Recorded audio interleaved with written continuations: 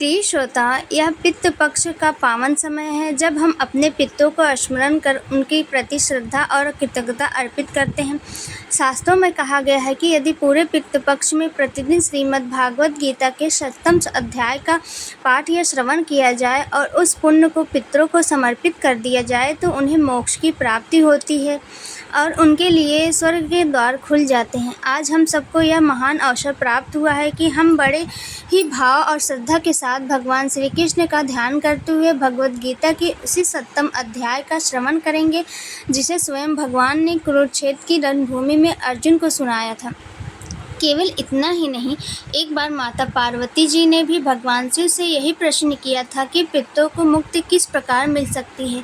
तब महादेव जी ने देवी पार्वती जी से गहन रहस्यमय वर्णन करते हुए यही उपदेश दिया था कि भगवत गीता का श्रवण और पाठ पितरों को परम गति प्रदान करता है। तो आइए जानते हैं, इस दिव्य अवसर पर हम सभी मिलकर श्रीमद् भागवत भगवान श्री कृष्ण और श्री जी के इन वचनों का स्मरण करते हुए भगवत गीता के 7वें अध्याय का पाठ सुने और अपने पितरों को से प्रार्थना करते हुए, पूज्य पितरों, आप ही हमारे जीवन की जड़ हैं, आपसे ही यह वंश वृक्ष पल्लवित है, पुष्पित हुआ है। हम सभी आपको बारंबार नमन करते हैं। यदि जाने अनजाने में हमने किसी प्रकार से आपको दुख पहुंचाया है तो हमें अपनी भूल के लिए क्षमा कर दीजिएगा।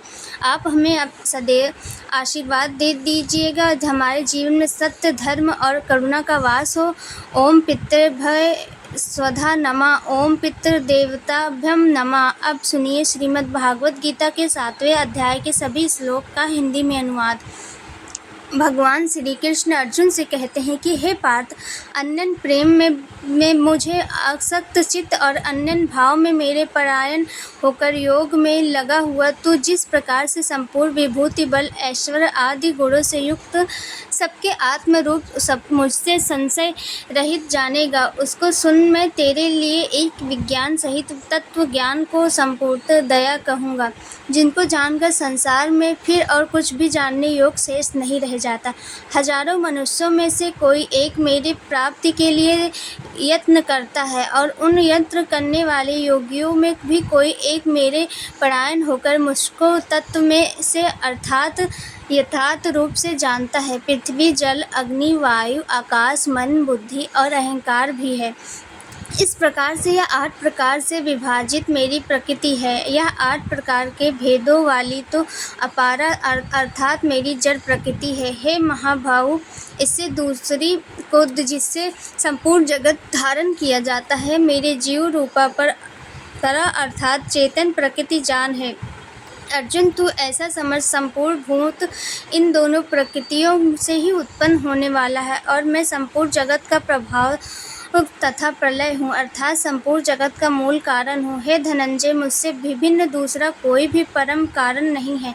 यह संपूर्ण जगत सूत्र में सूत्र के मणियों के समान मुझ में गुथा हुआ है। अर्जुन, मैं जल में रस हूँ, चंद्रमा और सूर्य में प्रकाश हूँ, संपूर्ण वेदों में ओंकार हूँ, आकाश में शब्द हूँ, पुरुषों में पुरुष तत्व हूँ, मैं पृथ्वी में पवित्र गंध और अग्नि में तेज हूँ और संपूर्ण भूतों में उनका जीवन हूँ और तपस्वियों में तप हूँ। हे अर्जुन, तू संपूर्ण भूतों का सनातन बीज मुझको ही जान।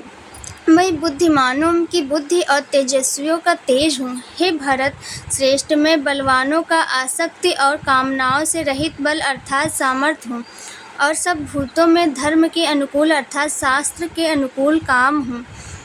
और जो भी सत्व गुण से उत्पन्न होने वाला भाव है, जो रजोगुण से होने वाला भाव है, उन सबको तो मुझ में ही होने वाला है ऐसा जान, परंतु वास्तव में इनमें मैं और वे मुझ में नहीं हैं। गुणों के कार्य रूप सात्विक, राजस और तामस, इन तीनों प्रकार के भावों में से यह सारा संसार, प्राणी समुदाय मोहित हो रहा है। इसलिए इन तीनों गुणों से मुझ पर अविनाशी को नहीं जानता, क्योंकि यह अलौकिक अर्थात अति अद्भुत त्रिगुणमयी मेरी माया बड़ी दुस्तर है। परंतु जो पुरुष केवल मुझको ही निरंतर भजते हैं, वे इस माया को उल्लंघन करके अर्थात संसार से तर जाते हैं। माया द्वारा जिनका ज्ञान हरा जा चुका है, ऐसा असुर स्वभाव को धारण किए हुए मनुष्यों में नीच दूषित कर्म करने वाले मूढ़ लोग मुझको नहीं भेजते। हे भरतवंशियों में श्रेष्ठ अर्जुन, उत्तम कर्म करने वाले अर्थात सांसारिक पदार्थों के लिए भजने वाले, आर अर्थात संकट निवारण के लिए भजने वाले, जिज्ञासु अर्थात मेरे रूप में से जानने की इच्छा से भजने वाले और ज्ञानी, ऐसे 4 प्रकार के भक्त जन मुझको भजते हैं। उनमें नित्य मुझ में एकाकी भाव से स्थित अनन्य प्रेम भक्ति वाली ज्ञानी भक्ति अति उत्तम है, क्योंकि मुझको तत्व से जानने वाले ज्ञानी को मैं अत्यंत प्रिय हूँ और वह ज्ञानी मुझे अत्यंत प्रिय है। यह सभी उदार हैं, परंतु ज्ञानी तो साक्षात मेरा स्वरूप है, ऐसा मेरा मत है, क्योंकि वह मत मन बुद्धि वाली ज्ञानी भक्ति अति उत्तम गति स्वरूप मुझ में ही अच्छी प्रकार स्थित है। बहुत जन्मों के अनंत के जन्म तत्व ज्ञान को प्राप्त पुरुष सब कुछ वासुदेव ही है। इस प्रकार मुझको भजता है वह महात्मा अत्यंत दुर्लभ है। उन भागों की कामना द्वारा जिनका ज्ञान हरा चुका है, वे लोग अपने स्वभाव से प्रेरित होकर उस नियम को धारण करके अन्य देवताओं को भजते हैं अर्थात पूजते हैं। जो सकाम भक्त जिस जिज्ञासा से देवता के स्वरूप को श्रद्धा से पूजा जाता है, उस भक्त की श्रद्धा से मैं उसी देवता के प्रति स्थित रहता हूँ। वह पुरुष उस श्रद्धा से युक्त होकर उस देवता का पूजन करता है और उस देवता से मेरे द्वारा ही विधान किए हुए उन इच्छित भागों को निसंदेह प्राप्त करता है। परंतु उन अल्प बुद्धि वालों को वह फल नाशवान और वेद देवताओं के पूजने वाले देवताओं को प्राप्त होते हैं, और मेरे भक्त चाहे जैसे ही भजें, अंत में वे मुझ में को ही प्राप्त होते हैं। आप जानिए कि भगवद गीता के 7वें अध्याय में भगवान के प्रभाव और स्वरूप को न जानने वालों की निंदा और जानने वालों की महिमा का वर्णन किस प्रकार किया है। भगवान श्री कृष्ण कहते हैं, बुद्धिमान पुरुष मेरे अनंतम अविनाशी परम भाव को न जानते हुए मन इंद्रियों से परे मुझ सच्चिदानंद घन परमात्मा को मनुष्य की तरह जन्म कर भक्ति भाव से प्राप्त हुए हैं मानते हैं। अपनी योग माया से छिपा हुआ मैं सबके सामने प्रत्यक्ष नहीं हूँ, इसलिए यह अज्ञानी जन समुदाय मुझ जन्म रहित अविनाशी परमेश्वर को नहीं जानता, अर्थात मुझको जन्म मरने वाले को समझता है। हे अर्जुन, पूर्व में व्यतीत हुए और वर्तमान में स्थित तथा आगे होने वाले सब भूतों को मैं जानता हूँ, परंतु मुझको कोई भी श्रद्धा भक्ति रहित पुरुष नहीं जानता। हे भरतवंशी अर्जुन, संसार में इस इच्छा और द्वेष से उत्पन्न सुख दुख आदि द्वंद्व रूप मोह से संपूर्ण प्राणी अत्यंत अज्ञात को प्राप्त होते हैं, परंतु निष्काम भाव से श्रेष्ठ कर्मों का आचरण करने वाले जिन पुरुषों का पाप नष्ट हो गया हो, वे राग द्वेष जनित द्वंद्व रूप मोह से मुक्त दृष्टि निश्चय भक्त मुझको सब प्रकार से भजते हैं। जो मेरे शरण को जाता है वह मरण से छूट के लिए अत्यंत ही मुक्ति का द्वार पाता है। वे पुरुष उस ब्रह्मांड को संपूर्ण अध्यात्म को संपूर्ण कर्म को जानते हैं। जो पुरुष अधिभूत और देव सहित तथा अधियज्ञ सहित अर्थात सबका आत्म रूप मुझमें अंतकाल में भी जानते हैं, वे युक्त चित्त वाले पुरुष मुझे जानते हैं अर्थात मुझमें लीन हो जाते हैं, मुझे प्राप्त हो जाते हैं। प्रिय श्रोताओं, इस प्रकार भगवद गीता के 7वें अध्याय का पाठ समाप्त हुआ। अब हम सभी भगवान शिव और देवी पार्वती के मध्य हुए पितरों दिव्य संवाद की कथा भी सुनेंगे। भगवान शिव देवी पार्वती जी से कहते हैं कि हे पार्वती, अब मैं तुम्हें श्रीमद् भागवत गीता के 7वें अध्याय की महिमा सुनाऊंगा, जिसे सुनकर ऐसा लगता है कि कान दिव्य अमृत से भर गए हैं। पाटलिपुत्र एक बड़े नगर का नाम है, जिसके कई विशाल द्वार हैं। उसी नगर में शंकुकर्ण नाम का एक ब्राह्मण रहता था। उसने व्यापारी का व्यवसाय अपना लिया था और बहुत सारी धन संपदा अर्जित कर ली थी, परंतु उसने कभी किसी प्रकार का धार्मिक कार्य नहीं किया था, ना ही अपने पूर्वजों को निर्मित आवश्यक कर्म कांड किए थे। इस प्रकार वह बहुत धनवान हो गया था, इतना धनवान कि बड़े से बड़े राजा भी उसके घर आकर भोजन किया करते थे। शंकुकर्ण अत्यंत कंजूस था और उसने अपना धन भूमि में दबाकर छिपाकर रखा था। एक बार वह ब्राह्मण जब अपने बच्चों और संबंधियों के साथ अपने चौथे विवाह के उद्देश्य से जा रहा था तो वे रात्रि विश्राम के लिए एक स्थान पर रुके, और जब वह सो रहा था तो एक सर्प ने आकर उसे डस लिया। जब उसके पुत्रों और संबंधियों को पता लगा कि उसे सर्प ने डस लिया तो उन्होंने वैद्यों और मंत्र जापों को बुलवाया, परंतु कोई भी शंकुकर्ण की सहायता नहीं कर सका और शीघ्र ही उसकी मृत्यु हो गई। उसके बाद उसे एक प्रेत सर्प का शरीर धारण करना पड़ा। वह केवल अपने धन के विषय में ही सोचता रहता था जो उसके घर के आसपास गड़ा हुआ था।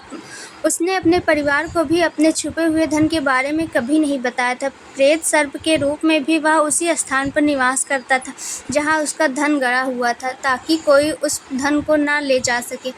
कुछ समय बाद वह प्रेत सर्प के जाल से फंसकर थक गया और उसने अपने पुत्रों को स्वप्न में दर्शन देकर सहायता करने का अनुरोध किया।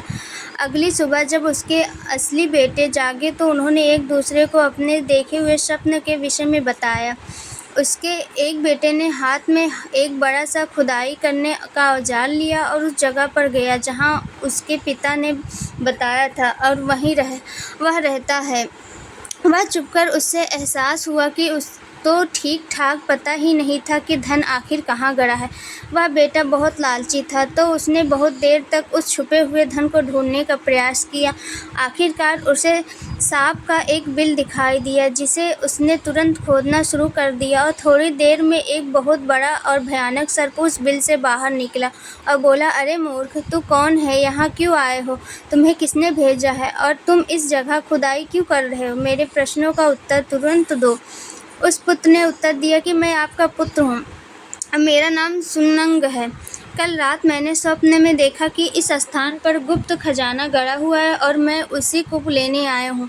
अपने पुत्र की यह बात सुनकर वह प्रेत सर्प हंसने लगा और बोला, यदि तुम मेरे पुत्र हो तो मुझे इस नरक की स्थिति से मुक्ति कराने के लिए आवश्यक अनुष्ठान क्यों नहीं कर रहे हो? पिछले जन्म में लोभ के कारण मुझे यह शरीर प्राप्त हुआ था और अब भी उसी राह पर जा रहे हो।